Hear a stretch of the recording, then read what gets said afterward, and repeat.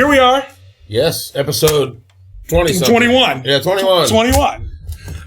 Fuck, right? You threw me off a loop because I had no idea what episode it was. I was like, oh, at least I wrote it down. So episode 21, it is finally time to have our good friend DJ Carbon. What up, what up, what up? Yes, yes. So this An is age of maturity, 21. 21. Oh, yeah. This show can drink. And they can smoke now, because 18 you can't smoke yet, so we can smoke and drink now. Is that true? Did they move the smoking age is 21.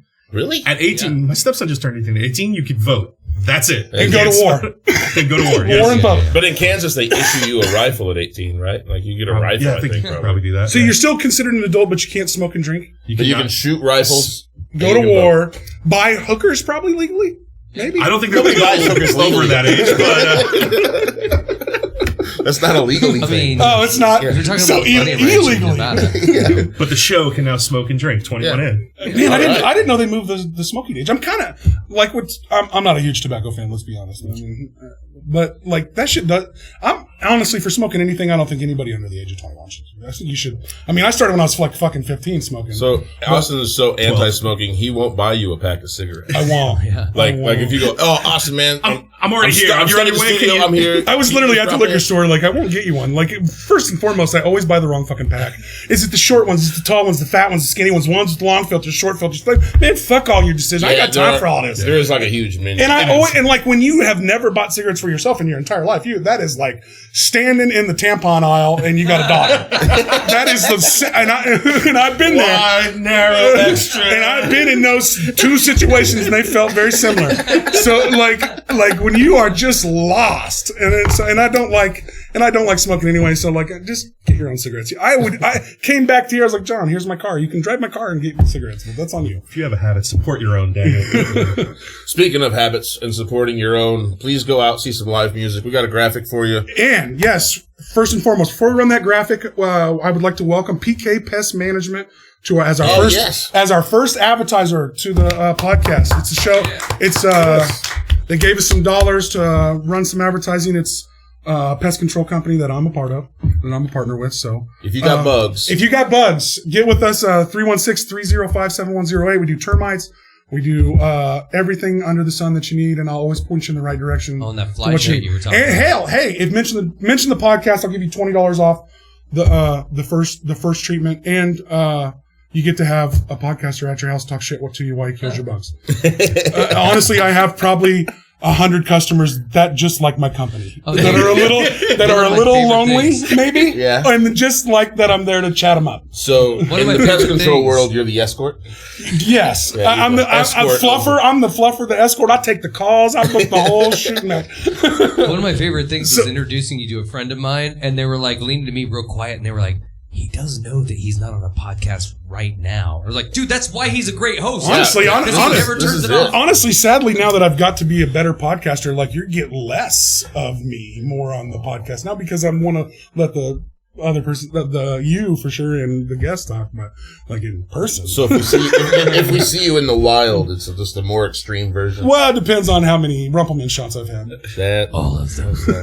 Anyway, yeah, roll that graphic and thank you, PK Pest Management. Get with me. You can message me or hit up our Facebook page, PK Pest Management Facebook Support page. Your live local shows. Yep. Support your live local bug killers. Yep, for sure. Thank you.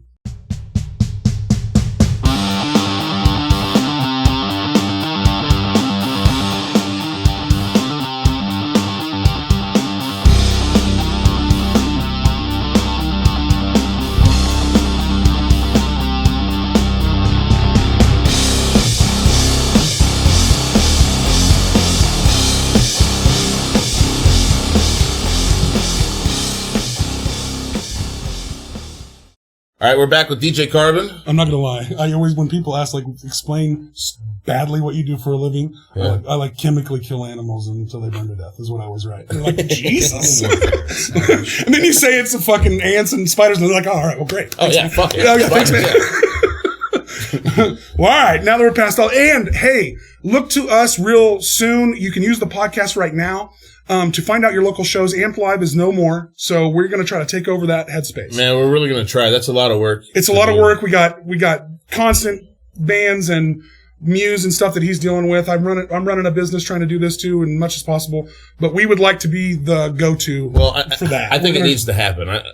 Dude, I use that service every week, just straight up. You know, like Amp Live was such a huge resource. Maybe I can, I saw that he's done with it, so maybe I'm going to try to reach out to him and see. Is it he or she? I don't know. I'm not sure. It was a gal that was behind it. It might be. It might be. So it might be a woman. So whoever it is, I don't know their name exactly. Yes. But I did see their recant letter. Like we're done. Like he or she is too busy. And I completely understand. Oh yeah. But I would love to That's what I'm saying. I don't know that I can take it on. Yeah. But like, if there's a team of us. Well, if they were probably doing it for nothing. I don't know. Yeah. And if any other businesses out there want to sponsor the show to help us out with that sort of thing. And if any other business want to kick us what they're got coming up for the next 2 months too, we'll post it. Right. So if any other venues or as you see that we're starting advertising, any other businesses are interested in advertising with us, get with us on the Facebook page, or you can get at me and Aaron individually. I don't know how to start that whole thing. I just let it come naturally. That's a big deal. I think in all honesty, it starts with a contact form on a website. You design submit your events, and then you got to have someone filter it. But I got to build a website now for being like this thing, maybe. I don't know. There's some. We can chat outside of this. There's some contact forms that are easy. The hard part is if you look at the calendar, because people have been doing this forever. I remember when WichitaNightlife.com was a thing, and there were a bunch of sites over the years that have tried to do this. Oh, here are the bar specials, and everyone had different little takes on what they were trying to do. And I'm sure it was difficult to monetize, so it's just a problem. But it's so hard to get everyone, because then you go the Go section of the Eagle. I remember trying to add my events to the Eagle's Go section, but then when you type in something, you get events that are running for 3 months at the art museum, which is great, but it's hard to know the entertainment. You know what I mean? It's not quite applicable. It doesn't delineate enough. And that's why I like the Amped Up Live. Yeah, that's why Amped Up Live was nice. Because it was just, here's what the music acts are this week. Yep. Yeah. Or today. Yeah, no. They would do both, right? Today and the week. They normally did one on the day. It was on the day. Yeah. You know, like Wednesday, somewhere around 3:00, they would post. Well, you guys have been involved in the music industry forever. So how long ahead do you know what your shows are going to be? I try to book shows, as a talent buyer and as a guy that goes out with his band. I try to book shit about 90 days out. Yeah. So, we should be able to get that information pretty easily. I think it depends on what's going on. So, a lot of weekend shows, I just recently did a hip hop show over at Barleycorns. We were able to get in there in about, I think it was maybe about a month and a half, 2 months on a weekday. But he's like, if you want to do a weekend, you are going to be 4 or 5 months out. There it is. Yeah, yeah. So, that makes sense. So it depends. And I make my calendar at the beginning of each month. So at the beginning of this month, I had 15 events. I'm already up to 20 this month because people hit me up for last minute stuff or, hey, we're looking for this, we're looking for that. Sometimes they don't think about it. So stuff gets added constantly. So you're not really on that 90-day ramp. My furthest out booking is October of 2024. Wow. That's okay. So he's on longer than 90-day ramp in some cases. For weddings and some events. When I do a lot of, I call those anchor dates. Those sure. are the more high profile, higher paying. Weddings go way out, but then also I help out with a lot of, fundraisers and stuff like that. Heartspring, they've got Pedal Fest coming up at the end, or Care Fest at the end of this month. I'm already got next year's on my calendar. Some of these anchor events where I do a lot of work with them, I'm like, just tell me the date so I put it in. We don't have any of the details worked out, but I know I'm going to be a part of it. I know I'm there. Let's go. So I kind of try and schedule those in. And those are typically about a year out. But other than that, weddings, people plan way out because if they want their month, I think I already have 4 or 5 dates booked in October of 2023. For weddings. For weddings. People don't want to get married too quick. You know what I mean? They want to give that. Honestly, if you got any fucking sense, you should, I've been married once and I don't plan on doing it again, but if I was booking a wedding, it'd be 28, right? 2028, we're getting married. Yeah, we still together by then. This might work out. Yeah, right? Yeah. You were together for a long time before you guys finally got married. So, But the backlog, too, also from COVID, that's also true. Done a lot of impact. When you had no events to be able to plan. Exactly. So everyone that wanted in October, because October is the month in Kansas, because it's the safest weather, least likely rain, most comfortable temperatures. So that's the peak month. So if you want an October wedding, well, what venues are available? Oh, we really want this venue and we really want October. Well, you're looking this far out now. Oh, that makes sense. They'll come at you be trying to get married in this October. What? Hey, you're looking at 2024. You want to do a Friday wedding? If you want a Saturday wedding, which is what 90% of people start with. I'm sorry, babe. We're going to be engaged about 3-4 years. And honestly, and if you don't know, if you ain't known it for 3 or 4 years, don't get married. Yeah. Come on, you guys are drag that out. You guys are setting yourself up for failure. But so, how often are you doing weddings still? Just a lot. In all honesty, is it friend stuff or just if you run money? No. I'm open up. It's funny. So many people are like, "Do you do weddings?" I'm like, "Yeah." Like to be a full-time DJ in Wichita, nightclubs and bars don't pay enough. Wow. So like my baseline these days is weddings is the biggest payment. Is the number one money maker. And then beyond that, private events, corporate gigs, and then basically I book all those as much as I can. And then if I happen to have a day off, I'll hit up the clubs and be like, "Hey, I'm available this day. You got somebody yet?" You know what I mean? And fill in my holes. It's sharpening keeping your skills sharp too. Well, and staying relevant to a younger crowd. Yeah, exactly. During my peak, I was DJing from 2001 through 2019. I was in a bar in Old Town at least once a week for 17 years. That just made me tired. While working a full-time day job. At my peak, I know. You work full-time. At my peak, I had 5 weekly residencies. Wow. I worked Wednesday, Thursday, Friday, Saturday, or Tuesday, Wednesday, Thursday, Friday, Tuesday, Wednesday, Thursday, Friday, Saturday. I had 5 residencies at the same time. So I would go full-time day job, go that, and it was 4. I'm sorry. Yeah, it was Wednesday, Thursday, Friday, Saturday. So 4. And the 3 days I didn't DJ were the 3 days I had my kids. Yeah, so it was day job, kids, day job, kids, day job, DJ till 2, 7 a.m. back at the job, wash, rinse, repeat. You just made that for 2 years. Made my head hurt. Yeah. I could just taste the warm, booze in the morning. People talk about grinding. I was like, yeah, I did that. I did that. Well, I know that struggle. Well, you earned that too. I mean, that's how you earned the name and the reputation in this town for being a good DJ and everybody. Yeah, I mean, the only way you get good at, especially with DJing is not as much of, don't get me wrong, there's techniques, but the most important part, there's 2 parts. Prep, meaning doing your homework on music, listening to your stuff, knowing the grooves, knowing the vibes, knowing the sounds, the key, all that stuff. At your house. Yeah, prep, not just going out. How much time did DJ spend on that part of it? Nowhere near enough. What is true, nobody practices enough, but what's to keep yourself relevant in the DJ game, what do you recommend to DJs out there that are not doing enough? Tell them right now. How much time should you spend on that? If you're not, okay. Again, it also depends on the type of DJ. So if you're talking an active nightclub DJ, let's just take that lane. There's a couple. Because there's a lot of different, you got your mobile guys, you got if you're doing weddings, you don't have to keep up with the latest. Do you know what I mean? You get there's kind of a wedding list. Exactly. A little bit. Yeah, a little bit. I can see that. You know what? 70% of weddings are probably the same. Yeah. 30%. We're chicken dancing one time at this motherfucker. Don't get me wrong. There's the exceptions, but the baseline is real similar. So for an active club DJ, with how much music, and that's the other part that's so difficult. So, okay, let me reset a little bit on that. A DJ in the nightclubs, when I was doing it, used to be the tastemaker. You were exposed people to new music. You were responsible for introducing them to new songs, new artists.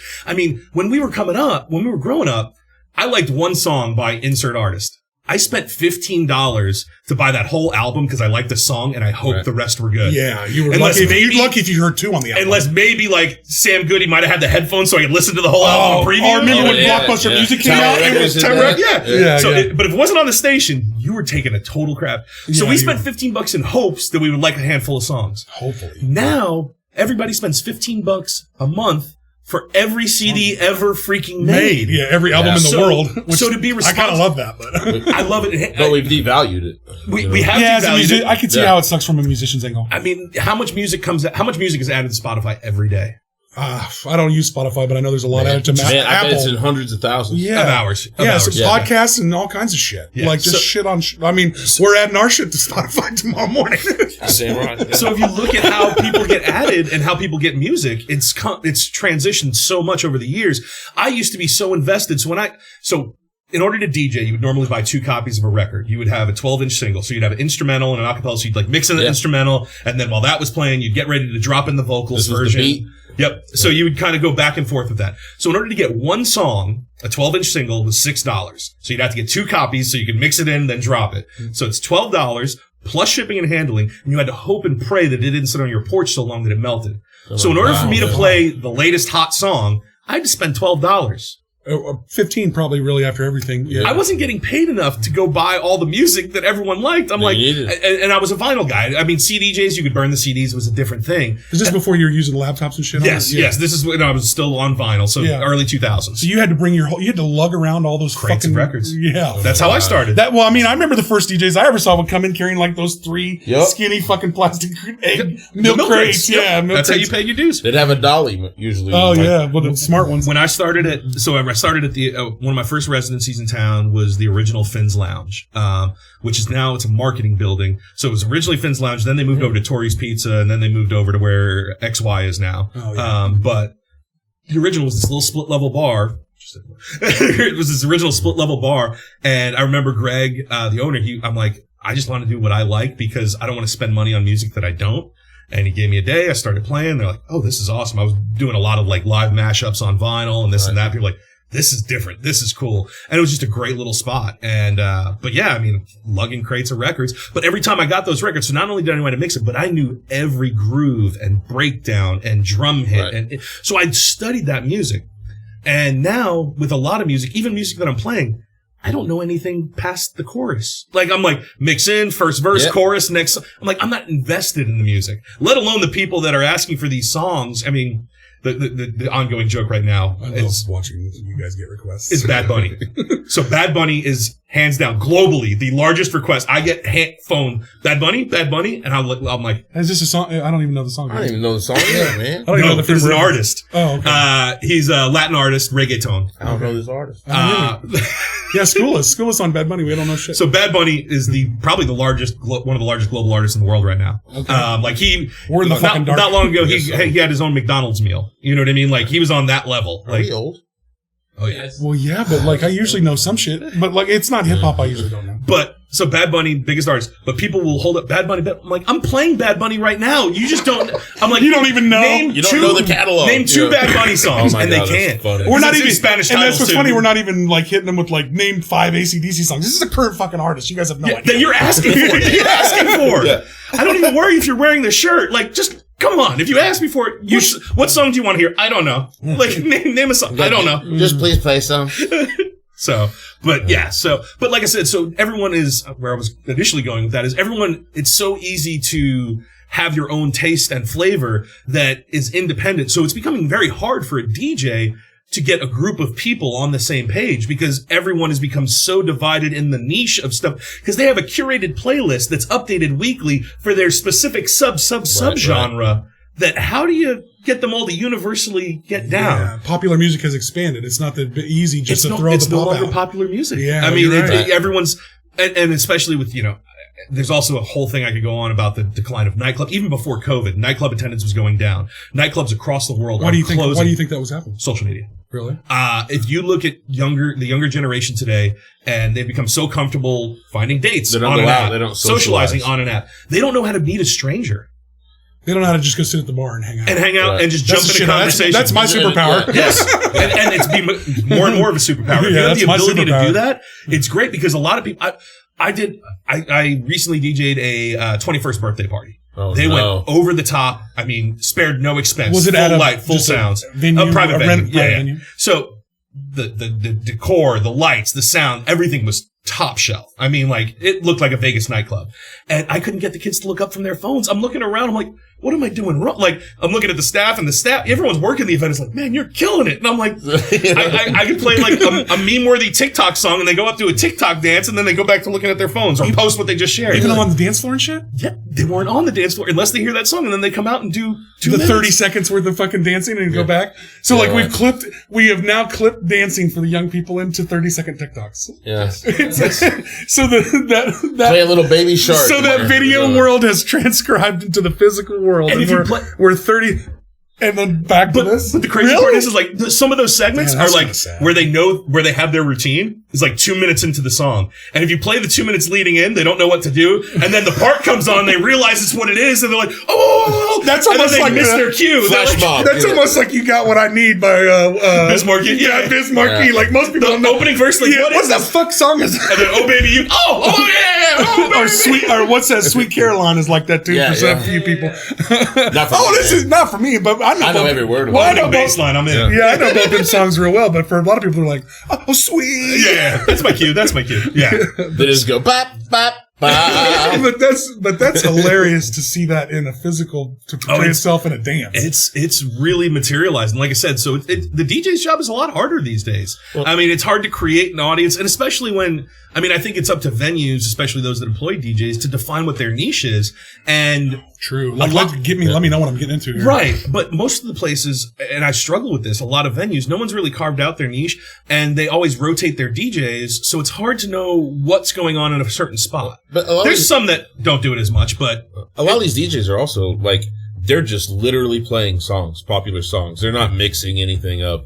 They're like just at a club playing popular songs. Well, still call themselves a DJ because. Well, I mean, what is a DJ? Playing songs at a venue is a DJ. I mean, you're not super mixing songs at like a wedding. You're still DJing a wedding, right? But I've always dug your style. Okay, you're going to put like Led Zeppelin over reggae, right? You know what I mean? Or like, and you know what I mean? So I think what helped me actually is what you're talking about, and it actually helped me. So in my opinion, when I was coming up and DJing in this town, there were kind of two trains of thought. I came from a hip hop background and then also went to a rave scene and did all that. So I was emceeing over drum and bass, and then I was battle rapping and blah, blah, blah. And then I was doing the DJ stuff. So I think when I was trying to access kind of mainstream DJing, for lack of a better term, a nightclub environment. Yeah, well, what's going to pay you? That's not a niche, just general crowd coming in. You don't know what you're getting. Be ready to play. I feel like there were two types of DJs in town. You had the DJs that knew what they wanted to play, and that's what they were playing. You had a lot of that in like the EDM scene. They're like, I know this. Everyone doesn't know it, but it's good. Yeah. This is what I'm playing. I'm bringing my one crate of records or my backpack because this is my set. It's planned. It's done. That's what I'm doing. You had the other group that says, I'm going to play whatever the people want to hear. And that's the guys carting. Well, not only that, they're bringing plenty in, but they also are just playing the hits. Right. So what I did, I'm like feeling out the room for the most part. But they would just not stop playing the hits. So for me, I was like, all right, here's what you like. Let me start here. Okay, this is where I like, but you're not ready for that. Let me swing you. Oh, okay. Oh, went too far. Okay, let me come back. I like that. But by the end of the night, you're like, dude, what was that last song you played? But you got to get them there. And the guys, some guys would just come in and say, nope, I'm from start to finish. This is where I'm at. And some guys say, I'm playing what you like, and that's all I need to do.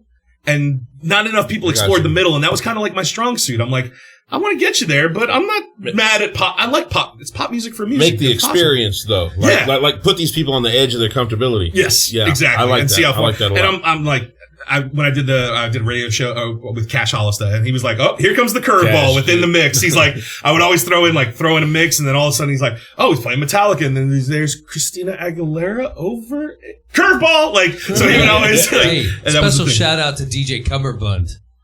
That dude does that shit too. Yeah. Holy shit, he will fuck you up. DJ Cumberbund? I don't know those. Oh, if you don't know him, you should look him up. Carbon, you know him, right? I'm aware of him, yeah. Yeah. I remember Girl Talk doing Girl Talk. They actually, I missed the show. They were actually recently up in Kansas City. I actually had tickets to go see them, and then it got canceled due to COVID, and it just recently came through, and I couldn't. Who's Girl Talk? I don't know. Girl Talk is another one of those. They really take like some pretty old school music. And some new. And yeah. But like, they would take, so they would do mashups, but instead of it being 2 songs, it would be like 8 or 10 songs that were layered in. So they would have like Dire Straits with Outkast, with Jimi Hendrix. But they were really good at taking small snippets and segments and doing pretty rapid fire. They might have a verse or a chorus here and there, but they would just take all these snippets and rearrange them sonically. But that's what made it cool, because it was really quick. Yeah. You know, you just heard this thing and you're like, okay, cool. You jammy. Super ADD. And then what's the name of them? What the fuck is Girl that? Talk. Yeah, Girl Talk. It was pretty rad. Yeah, and they were kind of the pinnacle of that ADD element of it. They were probably the most well known. Mashups have been around for a while. I mean, mashups for us. I mean, when you say, "Oh, you're a mashup DJ," I'm like, "No, I'm a DJ." It's I like that. Like, no, I absolutely. To me, that's what DJ is. To me, DJing is. You never rarely. When's the last time you let a whole fucking song play as a DJ? Well, but taking an instrumental with a different acapella or things like that. And there's different environments, man. A lot of these nightclubs, that's what you're gonna do.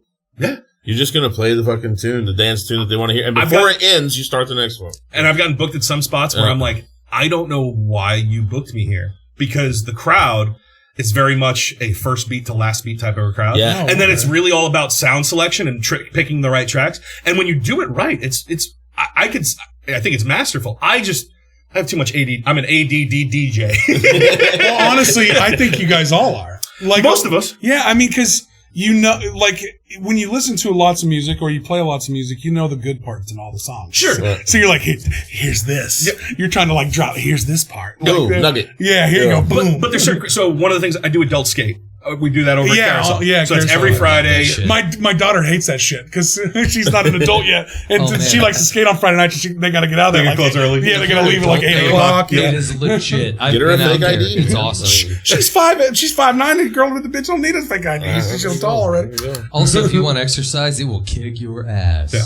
But when you play it for adult skate, they want to hear the whole, because it takes them a minute to get in their groove. And then they're like, okay, now we get the posse around us. Now we got our roll bounce going with the group behind. So like, that makes sense. You have to be a little bit more, like if you rapid fire quick mix, you lose the vibe. Like it works in a nightclub because in a nightclub, it's like energy. And then the most energy is typically the chorus or the sing along part, right? So it's like, if I go right from chorus, that's 4 songs in under a minute, but the energy kept going up. If I do that in adult skate, everyone's like, okay, all right, you just switched it. I was just getting into my group, so you can't do it. So again, it's environment based. And there's some nightclubs where they don't like that quick mixing. I mean, I have people look at me crooked like, play the whole song. I'm like, that's not what they pay me for. So when you get booked as a DJ, do they set your parameters, or you been around long enough to just, you're getting what you're getting, motherfucker, you booked me? Yeah, 99% of people know exactly what they're getting. Yeah, it's like, come on, I have a few people for weddings that don't know, and I kind of explain to them what I do, and they kind of get a good grip on that, and they're like, okay, yeah, no, that sounds like what we want. And like I said, we have multiple meetings to go over that. But yeah, no, I think nightclubs for the most part, they know what they're getting. That being said, I always ask for input, especially if I'm in a new spot or if I'm out of town, and I'm like, okay, what's your baseline? What's your vibe? What are you working with? But doing this for over 20 years, I mean, I could read a crowd pretty quickly. I mean, I had a meeting with a couple the other day. I'm like, I'm pretty sure if you told me you were getting married tomorrow, I could DJ your wedding better than most anyone else. Right. Like, I could read a crowd, I could respond to what's going on, and just hit the ground running. How long have you been doing it? I started when I was... It's bad when you got to use the fingers. 26 years. Well, you got to put people on a math spot. No, I mean, So yeah, more what made you get into it? What was your first? I had a cousin that was a DJ, and also tell the whole story. So I was the young kid that was underage that was carrying his crates of records into the club.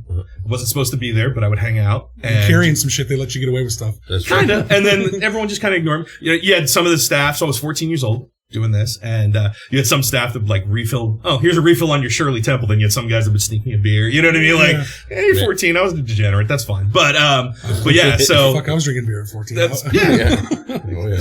So we were doing that and going. So that was how I got started. Was just sitting there and I would watch him work in the booth, and I'm like, oh my gosh, so fell in love with it. And then so segue, where did Carbon come from? We've talked about this before the show. So that club closed and he started going to other clubs, but he was there for a while and everybody knew me from that. So when he started working at other clubs, everyone's like, hey, it's that Carbon kid. They all recognized me from the previous club, which was called Carbon. So I was that Carbon kid. Oh, nice. After I moved here, one of the good guys that I was friends with was named James, which is also my name. So he had the party house. So, hey, James, yeah, what's up? No, not you, the other one. I got so annoyed. I'm like, closest thing I ever had to a nickname was Carbon, so let's run with that. And started as a nickname, because I MC'd as well. So I was MC Carbon, then DJ Carbon, and this and that. Yeah, so, I think the first time I ever met you, you were MCing. You've always been comfortable, behind the mic. Oh, yeah. No, I was. So my original rap name, I was Chrism, which I thought was the most clever thing in the world. It was CRISM. And what it stood for was Rise, RIS, out of the middle of these backwards MCs. I love how you're still super. Dude, I got chills. I know. Honestly, your mustache is twitching. Check this story. Yeah. Check how brilliant this is. You want some deep, I thought about that way too long, and when I came up with it, I'm like, honestly, it's still cool. It's still fucking cool, though. That works. So you just rolled from there, huh? And yeah, until in the era of MySpace and everything else, until Facebook required you to have your government name, I would say 90% of the people that knew me only knew me as Carbon. Oh yeah, I knew you as DJ Carbon or Carbon for fucking the first 5 years of me knowing to this day, most people until I met all the other DJ community like Scratch and Tony and Panda and all them, and they were like, yeah, James is coming over. Yeah. James, who's this James? Well, even now to this day, like if I meet someone, I'm DJ Carbon, I get that, but I still feel kind of pompous about like it's that's not me. So I meet someone and hey, I'm James, and then someone over my like that's not James, that's Carbon, man. I'm like, okay, yeah, I'm Carbon. Sure. I don't know my own name. Cool. All right, so we have to get into this. We got into the folklore Carbon, where the folklore of the mustache comes from. Okay, so this was, gosh, I couldn't even tell you what year, but probably about 10 years ago. So me and my friends, we always did. So I'm born and raised New Yorker. Been here since 97. So been here for a long time, but me and my friends always kept in touch. And as we got older, obviously more and more difficult to keep up. More of us left New York and we're all over the map, but we always would get together and do No Shave November. And we would have a website, post photos and this and that. Everyone send their stuff in. So clean shaven to start the No Shave November and then grow out whatever you can over the month and raise money. Had a good time with it. So one year I'm like, all right, I'm going to get the curl going. So I clean shave it, let it go and trim all this up. And at the end, I've got like a little baby curl.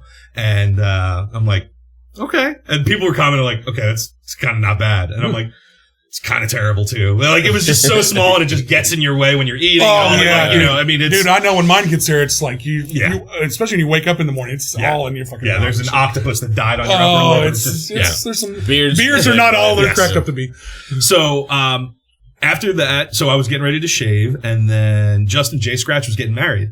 And his fiance says, hey, can you keep the mustache? She was into the sashes. So she's like, can you keep that for the wedding? Cause I was DJing. And I'm like, yeah, I can do that. It's another month or two, whatever it is. Sure. So I kept it for the wedding. And at that point I had a little curl. I could do a little bit of this. I'm like, so, but yeah, so I had a little bit more of a mustache. And then right after the wedding, I think it was maybe a month later, and I was any day now I'm shaving this. I was in a DJ battle and one of the other DJs to make fun of me slapped on a fake mustache on his upper lip and was like, ooh, I'm DJ Carbon or something like real cheesy ass shit. It was tacky, but neither here nor there. But I'm like, nice dude, try. I've had this for 3 months. And that's a brand, and apparently. You're already identifying that to me? Like, wow. Bing. Yeah, light bulb. So 10 years later, I'm like, and also at that point, you know, mustaches were I mean, there's still a lot of it, but at that point, like, all the little girl stores at the mall, like the Claire's and stuff, they had mustache earrings, mustache notepad. Yeah. It was a pop culture phenomenon. There's the mustache you a question fucking bumper stickers. Exactly. And shit. Yeah. I mean, it's faded a little bit, but much the same with like unicorns and all that, like that little young teen pop. It was just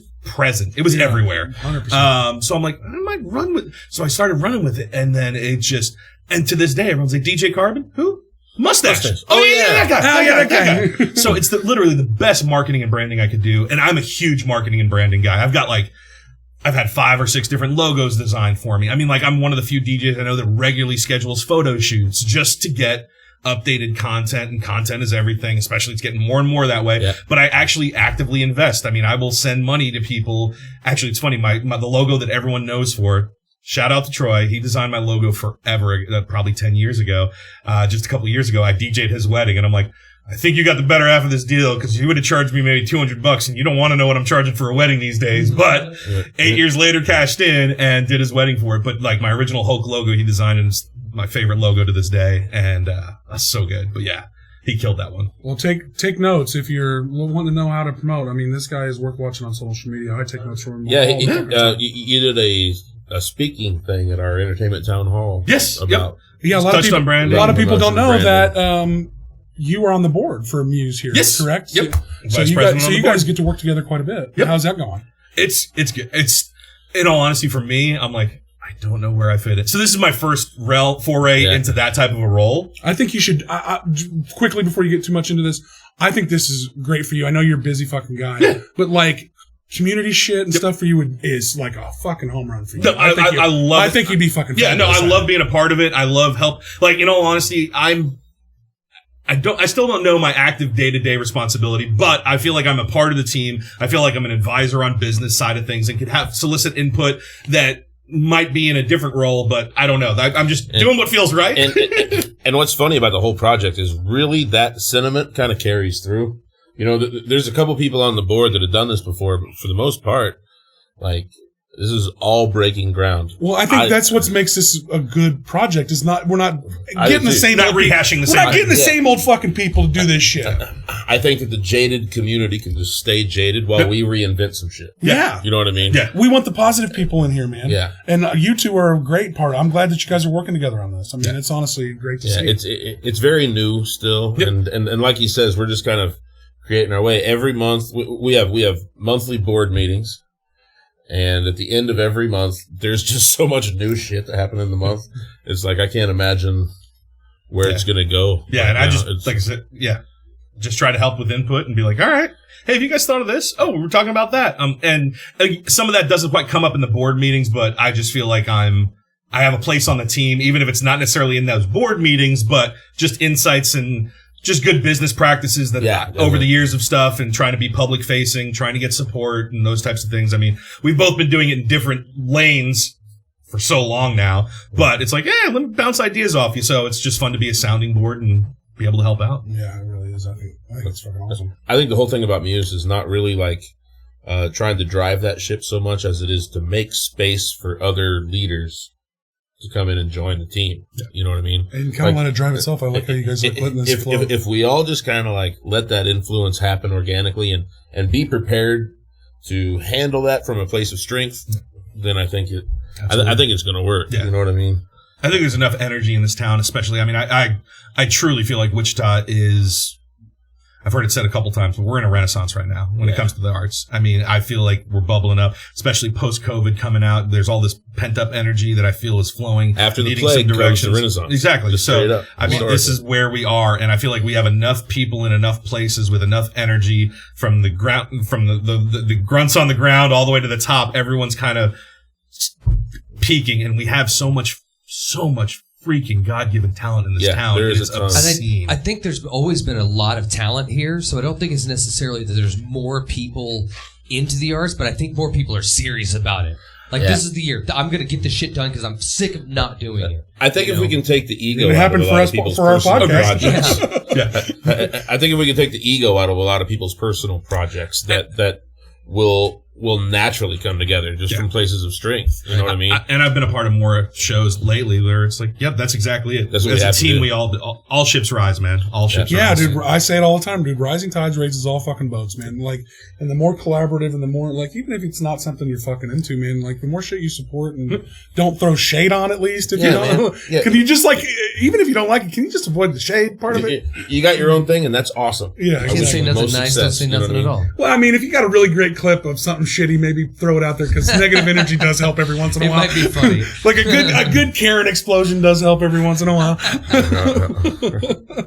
But for the most part, like, don't throw shade on shit. Extreme. So what do you got coming up? You got anything? Where can people reach you for weddings and shit? What's this pool thing you're doing? Oh, yeah. Even though this is going to be out a week after this happened, but still. This is the second year of it, or 2 years?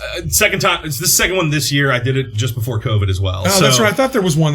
So I like doing weird events and just different events, and like, I'm going to throw shit at the wall and see what sticks.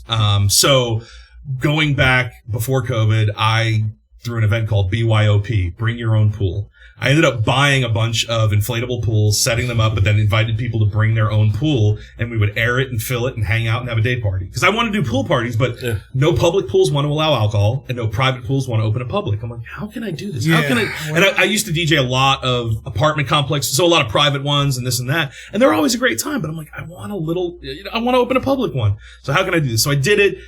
People were confused about the concept, and I'm like, something new.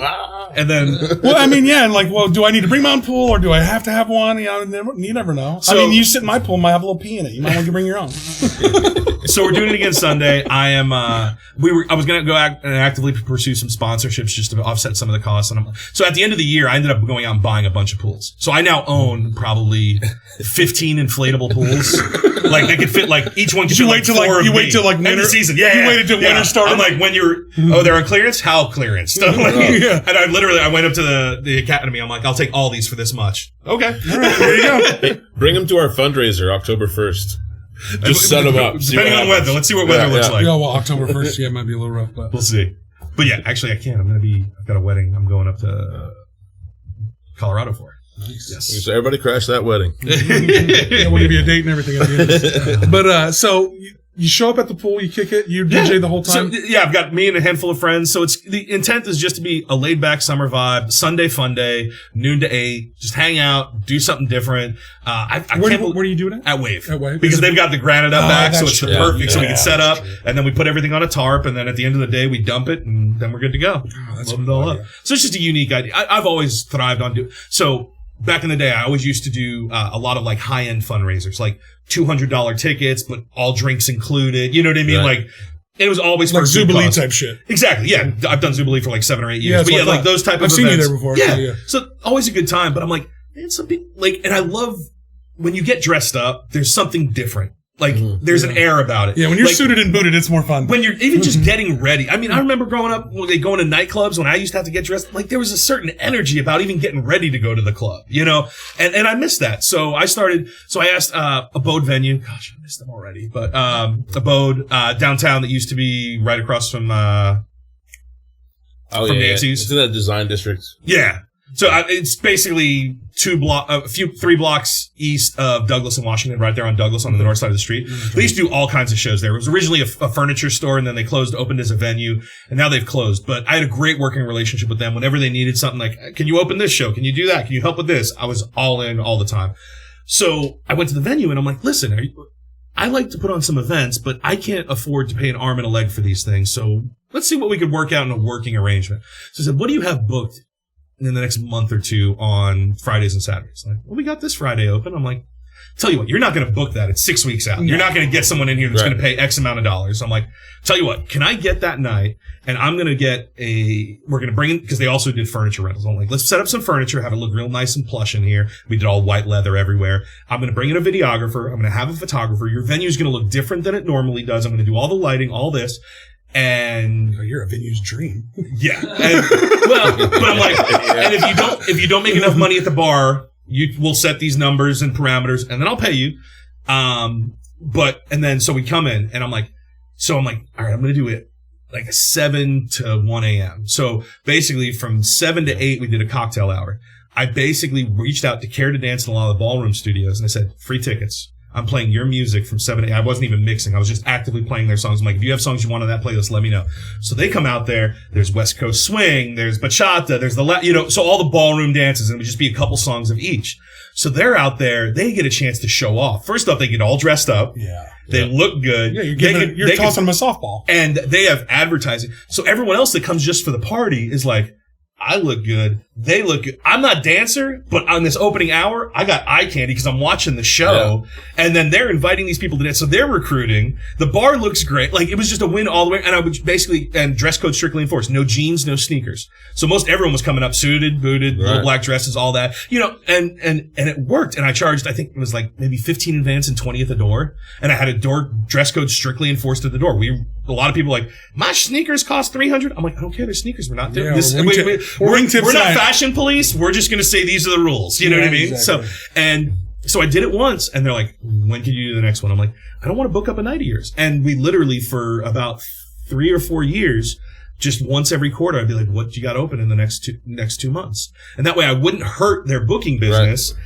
But I gave them free a different look, a different advertising. They made enough money at the bar to justify all the expenses. It was supplemental, though. Exactly. And I'm yet to find another venue that's willing to have that type of a relationship with me. Well, if anybody wants that relationship, he's got a hell of a fucking idea. But I mean, it's just a great thing because, like I said, and this town doesn't have. I mean, you can go to the nicest restaurant in town and have like what, George's probably. You'd say you could maybe but you could probably walk in there with no sleeves on your shirt. I was in there. Off jeans. I'm not gonna lie. I was in there in a swimsuit and a fucking shirt. After a swim party, I was in there in my swimsuit. Once in a while, I just want a level of decor. I mean, I'm glad that it's like that, but at the same time, I like and maybe that's snobby at times. But there's once in a while, I'm like, I just want that fancy night. You know what I mean? That's a little the New York in you, I think. Yeah, I'm sure. Yeah, dress it out, go out. Yeah, I'm sure. And I liked it, and I love how he put the shore on it too on them. But like, I like that. I like to get dressed up too. Like every once in a while, it's worth it, especially if you got something. And when I was doing that event, like a lot of my friends, there were couples like, when's the next one? That's when we're getting our babysitter. You know what I mean? You got kids, you got obligations, but like, that's one night we know we can do us and kind of feel fancy, and it's just a great night. Everybody likes to feel a little fancy sometimes. Yeah, exactly. And we did it once a quarter. It was a great time. We called it Refresh. Do you still do the Purple Rain shows, the Prince shows? Once a year. With Animosity. Yep, we did ours this year already. But yeah, Prince is my all-time number one. I remember when he passed. Oh my God. That's Prince and Michael for me and everybody else. Yeah. Well, Michael's anniversary is coming up soon, but so I remember when Prince passed, I happened to have that Saturday off, which never happened during this stretch, but I happened to have that Saturday off. I'm like, someone give me a venue. No one did. So I asked around. I'm like, does anyone have a place where I can play? I need some personal therapy, and if anyone else can enjoy this, all the better. So it ended up being someone's birthday, and I DJ'd a house party, and I'm like, the only rule is I'm playing nothing but Prince all night. And they're like, okay. I think I started around 8 o'clock, and I left after sunrise. Just fucking went wall to wall with it. Yeah. And everyone's like, I didn't know there was that much. I'm like, I can keep going. Well, you can play Party Man 10 times in a row. It's my favorite song by him by a mile. I can listen to Party Man over and over and over and over again. When he died, they got in his vault and found so much more. Yeah, like just. Well, when you have those crazy artists like that are so eccentric, they don't want to release any of their music, so I think it's perfect. Yeah. Well, and die sitting on a hill of fucking work. And Prince wanted to release everything, like he fought Warner Brothers forever out of control. Just to, isn't that why he changed his name and shit all the time? Because he was dealing with he had a record label deal where shit. he had to do X number of albums under his contract, and then he changed his name, so he was not dealing with that contract. Yeah, I knew there was some legality issues behind that. The whole. So where do you do that now? The last one we did at Wave.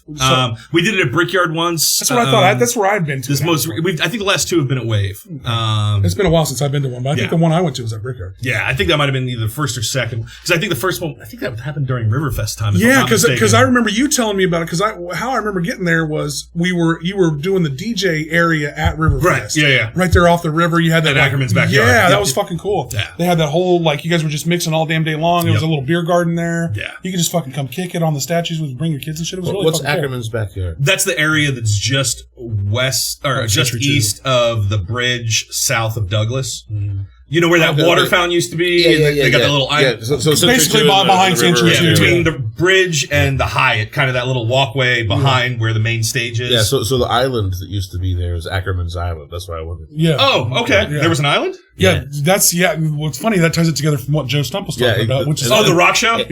Well, there used to be a stage. I was talking about Ackerman. No, it was actually original island there. There was an island? There was an island, and that was like Wichita history shit. That was like where the gambling and prostitution and it was like where all the salons and shit. So it was like it was a large amount of island. We're tying some shit together. I know. We're doing awesome. This is why we podcast. It was 2 fucking weeks ago that we remember. That's why you said Ackerman's backyard. I didn't know. Is that what? That's why it rung a bell. It rung a bell to me. I was like, but I knew that. No idea about the island. The funny thing is, I gotta go listen to Joe's episode. Dang it, I missed this. Yeah, go ahead. I mean, and check out all of our past guest episode for sure. But Joe's episode was great. Wicked Wichita and Iconic Eats, I think was the other one. Yeah, so really fucking cool.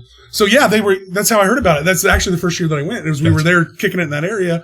All the DJs were there. You were there, and he's like, "Oh, I'm bailing to go do." I was like, "What?" Yeah. It's like a whole Prince show. Let's go. I'm already here, sweating my ass off. Let's go. It's always interesting because you have the diehard fans like go deep, and then you have a lot of people that just know the hits, and it's like I don't know how deep to get. Well, I mean, if you show up for a Prince night, I'm going deep. Yeah. I mean, the people were dressed up and shit. I mean, it gets pretty nice. Yeah, it was good times. I love. Yeah. Prince's. I'd rock a purple suit. Some starfish and coffee. Mm-hmm. I mean, how many fucking albums does he probably have? I mean, does he have that many? Yes. Yeah. I think he's got I have to look through all. Released has probably got to be 16, 17. Damn, he's pushing 20 fucking albums. At least. I was gonna say that's on the low end. I think that's on the low end. Yeah, and I would guess low too. I was going to say 15 on a guess. Yeah, that's probably right. I know he's got. My first experience with Prince was the first Batman with Michael Keaton movie soundtrack. Yeah, Party Man. Yes. Yeah. Party Man. That dance video was so Party good. Man. Oh, fuck, man. That video was phenomenal. I ain't gonna lie, it's still one of my favorite songs. Oh, yeah. I play that. I've got all three between the original version. There's a music mix, which has got a longer bridge to it. And shit. Send me that shit. I got you. There was a video on MTV of Prince singing, I can't even remember what song it is now, but he played all the instruments. And they tried to make it low key, like he wasn't, they tried to not get his face in every shot, but I knew he played all the instruments, and I just thought that was awesome. Guitar player. Yeah. Did he? Oh, dude, the stories super of his, underrated. So I remember there was one. There's so many stories that have come out after he passed, but I remember one because the scene in my head just seems so odd. But it was after one of the award shows, because I think it was after when he did My Guitar Generally Weeps, and he destroyed it, and everyone's like, holy shit. Because murdered everyone on stage. Because there's a lot of discussions. Everyone's like, who's the best guitar player of all time? I'm not a guitarist, so I don't know. But I don't either. But when it comes up, I always say, I don't know who the best is, but I feel like the most underrated is Prince. And I'm like, I feel pretty strongly about that, because I've never heard him mentioned as the best. You're probably right. Man. That's fair enough. But I remember, so I think it was after that show. So he goes to a nightclub, and you always hear the stories about Prince in a nightclub or this or that. But he's sitting, and apparently, he sees, what's his name? From ZZ Top over there. Billy. Yeah. And I think it was Billy. And he's like, and either Billy joined him or he joined Billy or something like that. But there's a whole scene going on, and Billy was just confused because all Prince wanted to do was talk about the details of how he got a certain tone on a certain song, and like was just such a student of the sounds and how you create it, which is not what I would have expected ever. But in my head, I'm picturing these two guys in a bar, and he's like just trying to enjoy a nightclub out, and Prince is like needling him about how did you get this specific sound on the third note of this? Like, how did you know? The perfectionists. Yeah. Those perfectionist guys, man, they want to know everything. And if they get a chance to pick somebody else's that they think is a genius of mine, they're going to go deep on them. Let me get all I can out of you. Yeah. I mean, that's a great way to learn. So before we get too far out of this, we've been noticing, and I have definitely been noticing through all the stuff that you do, the cool ass pictures and videography that you do. Yes. So how are you pulling off all these cool 360 shots and island shots and all this shit? I got a 360 camera. I'd seen a couple people with one, so I got an Insta 360 1X2. And we were talking earlier about branding and marketing. Yeah. I'm a branding and marketing junkie. I love to create content, especially now. I feel like with DJs, especially when I'm marketing to wedding DJs, a word of mouth is not the same as it used to be. A good review is not what it used to be. When you can have video of everything, show me the video. So I'm let me see what I'm getting. Exactly. And for me, I'm like, you could always have those curated videos that, the videographer does and takes all the highlights and everything looks amazing all the time. Right. I'm like, how do I get video content? So I was, one of my nights I was at Pump House, and I'm like, I grab my camera and I take pictures of the crowd or video of the crowd when they're singing along, try to remember to get some pictures of me, but I can't really do it. I'm like, how the heck can I do this? So what's great about the Insta360 is I set it up on a little tripod next to me. It grabs everything. And then in post, I can go, okay, I'm scratching. Focus on me. Oh, the crowd's going to sing along. Pan over to the crowd. So I could zoom in and out in post because it's grabbing the whole world. So I could pick what I want. If there's one person dancing crazy, I could zoom in on them, come back to me scratching. That's crazy. And it just grabs all of it. So you do it all in post-production, and I'm like, this is the ultimate content creation tool. So what's the name of this camera? Yeah, Insta 360 1X2. They've since released several other versions. But that's the one that I would still get to this day. There's a few that are a little bit better, but a little bit more expensive, a little bit here and there. So there's a few options out there, but it goes back to branding and marketing. So I'm like, I want to know. So what's crazy is I started putting these pictures up and everyone's like, this is cool. This is cool. This is amazing. Then people start seeing other people's 360 videos. I'm like, oh, I thought it was you. I'm like, if every time someone sees a 360 video and thinks of me, you hit it first. I'm winning. You hit it first on the popular level. Sorry for the one guy that was probably posting 360 videos. We know you did it first, but but it's marketing and branding, and like, ooh, I see that. I think of you. Same thing with mustaches. I mean, a lot of great people I know, like Darren Hackney, phenomenal photographer. He started a thing. I don't even know if he likes bacon, but he started a thing where he loves bacon. So people would constantly tag him in bacon things, and he's got his white glasses. So I mean, like, it's having an identity. So when someone thinks of you when they see something, another friend of mine, DJ. How much easier does that make promoting, right? Exactly. Well, in marketing and presence is everything. So I need to get back to it, but I was going to the gym. I need to get back to it. But I had a membership to the Y, and everyone's like, well, why do you go to? I'm like, all of them? I'm like, that's weird. So instead of going to one Y every day I would go Northwest, West, downtown, Andover, East, and South. And everyone's like, why do you do that? I'm like, so you see me. So every day, even if a lot of times I would run into people, hey, what's going on? By being present, I get, oh, I thought about you. Oh, I thought about you. So I once did, the Y did an esports thing. They had a huge video game battle throwdown. Oh, yeah, I saw that. It was an awesome event, like top level production quality. Yeah. But I went to the downtown Y and I happened to see CEO, I'm blanking on his name right now, but he's like, hey, Carbon, when are we going to do another video? I'm like, you tell me when. If I wasn't there, he might not have thought about me. Yeah, but by being present and just seeing people, I realize that a lot. Like a lot of my job, even when I'm not actively DJing, is just being present in these spaces. Being out and about. Because when you're fresh on their minds, you're the first one they think of. And you have good ideas too. You have to have a little bit of both. Sure. Yeah, I mean, but you can have good ideas, but if no one hears about them. Exactly. You got to do everything. And you're easy to work with too. Yeah. Like you're easy to talk to and easy to work with. Yeah, so I mean, that's definitely been a strong suit. Yeah, it does. It helps. Like when nobody likes a diva. They don't. They really don't. One of the things that I've driven for throughout, I mean, everyone's like, you're the biggest DJ in Wichita. I'm like, that doesn't get me a cup of coffee. Humility has served me well, very well in this market. I know people that have egos about stuff, and I'm like, dude, I don't care what you're doing. You're in Wichita. Or even as a DJ, I'm like, dude, I'm the biggest DJ. I'm like, I'm a DJ. Listen, I'm really good at playing other people's music.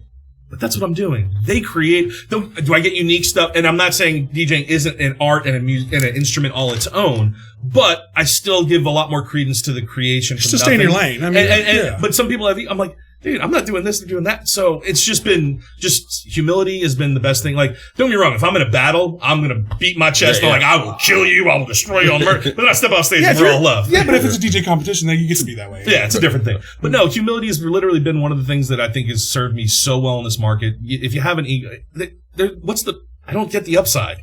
Unless, because you're just ostracizing yourself from some of the market. You're a diva, so you're pricier, maybe? I don't know. We always say Wichita is too flat of a place to play King of the Mountain. Yes. I like that. I mean? I like that. That's good. Put that on a fucking t-shirt. Yeah, I'm going to put that on a t-shirt. Put that on a goddamn t-shirt for sure. Yeah, so we're getting close to wrapping this bad boy up. Where can people contact you for wedding events, private events, if you're open to that kind of shit? Absolutely. Yep. Yeah. No, I'm open for all that. Corporate, private, you name it. DJCarbon.com. You go there, you'll have links to directly hit me up. I have a calendar that I post every month. We'll put your link on the stick it down below. Yep, wherever that is. But yeah, no, DJCarbon.com. I post a monthly calendar. You can follow me on all social media, Carbon DJ. It shows up as DJ. You Google or on Facebook, it's DJ Carbon, but it's facebook.com/Carbon DJ. So everything Carbon DJ on Insta, TikTok, Snap, which I never used, but I had to claim it. I tried to use Snap, and the kids use it like crazy, but it just instantly annoys me. I don't know why. I forgot our conversation. I can't see it, and it doesn't sit well. I'm finally starting to get a grip on TikTok. And that's the one we got to move into for us. I need to explore Instagram. It's video clips. All I can say is everybody, and this is for anybody that's an artist, when there's a new platform, claim your name. Yeah. So that way, just own it. So that way you're consistent from all platforms. Yeah. Even if you never use it. I probably have 20 accounts on these one-off things that never happened. That never hit. Yeah. But Carbon DJ is mine because I wanted DJ Carbon, but someone else already had it on, I think, Twitter. And I'm like, all right, so I guess I'll just do Carbon DJ across the board. Yeah. So what's your next event? Pimp your next show. Oh gosh. I got the pool party. Gosh. Well, I know he's doing all these. He always does all these fun shows, guys, where he's always with another guest of ours, Rudy Love Jr., that came on the show. Oh, yeah. Shout out to Rudy Love. You guys get together and do, what's those shows like? So those are awesome. Like, Rudy is a freaking genius. The way they started, so we got booked on shows.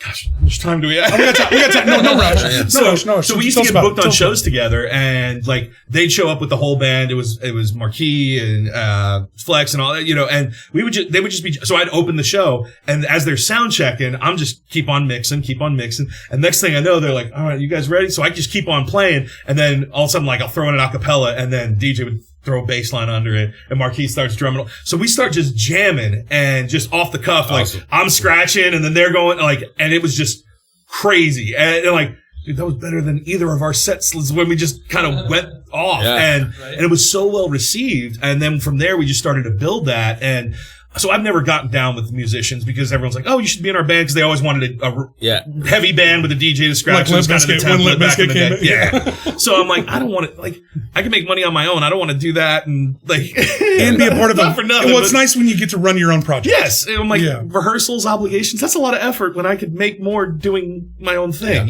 So, but with Rudy, what happened was I remember I was DJing. I started doing Eno, the old wine bar, and I did it on Wednesdays, which was half price night at the movie theater. So it was a great little setup because you come in, have cheap drinks, all those people go over there. Yeah. So I asked Rudy, I'm like, why don't you come out? And he's like, okay.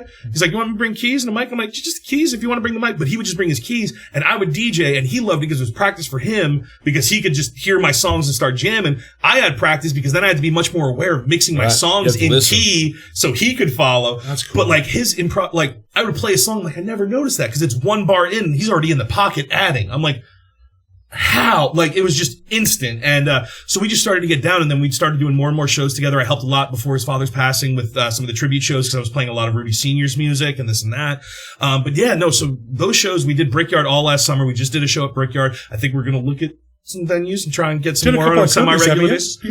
We did just me and Rudy, not with the full band. So but it was just you and Kirby's kind of you two riffing at Kirby's? Yeah. Oh, and it's such a jam. I want to go see that too. Yeah. No, I do once a month. I get a night at Kirby's, so it's just me. I bring some friends sometimes. It's just depending on schedules, but I love Kirby's because it's a place where I get to play whatever the hell I want. Yeah. And it all works. Like I'll have nights where I do nothing but funk and soul. And there's other nights where I throw a disco party and then I'm just like, it's whatever I'm feeling. And Kirby's is a place where you can get away with all that because when you walk into Kirby's, unless you're going to see a specific band, you don't know what's going to be there. But I love going there because it's always interesting. It's always a fucking party there. Really. Yeah. And really, when they added the outside venue when it's nice outside, that fucking place, it's nice up there. It's bigger than the bar. I still always make the joke that that's a shoebox diorama of a bar. Almost looks like it's just like three sides with the front. How many legends have played there? Is this a bar or the Lego version of a bar? I've been playing there since I was 14 years old. I've been going there. That place this is their 50th year anniversary this year. So that place has got some fucking memories. You can smell them right when you walk in. Yeah. I mean, and there's so many bands from like back in the 70s and stuff that